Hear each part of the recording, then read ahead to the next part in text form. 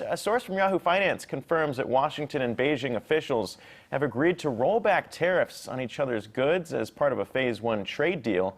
And this comes after China's Ministry of Commerce spokesman stressed that tariffs will need to be removed at the same time, characterizing it as a, quote, important condition for reaching an agreement. Markets hit session highs on that news, and the Hang Seng Index also jumped earlier today. But of course, guys, this is all contingent on the two countries actually solidifying this in writing, actually getting that Phase 1 trade deal signed. No guarantees that it's going to be signed here, Jack, but I mean, when you're looking at this play out, it looks like you're moving closer and closer to a deal.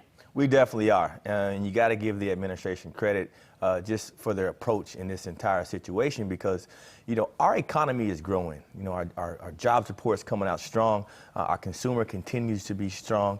And so whenever you have that kind of momentum at your back, for the United States, this trade deal hasn't hurt us as bad as it's hurt China. People in China are suffering right now, man. You still got, you know, millions of people living in extreme poverty, not just normal poverty. They want to eliminate poverty from their country. That's their #1 goal. And so, you know, we have the momentum right now, and I hope the administration keeps the heat on. And if they don't come to a deal, put the tariffs back on them. Mm-hmm. And to Jack's point, I mean, it's actually earlier this week that we heard China go back to the negotiating table and say, we would actually like you to remove some of the tariffs, because if you remember, the original Phase 1 deal was just supposed to remove off the table the threat of the new tariffs that were going to come into place in December. So to actually see a trade deal that would roll back current tariffs as well means that this Phase 1 deal is more substantive than people thought it was going to be before those discussions then kind of advanced in this week. So I think that's why you're seeing the positive market reaction, because I think this is definitely more substantive than people thought.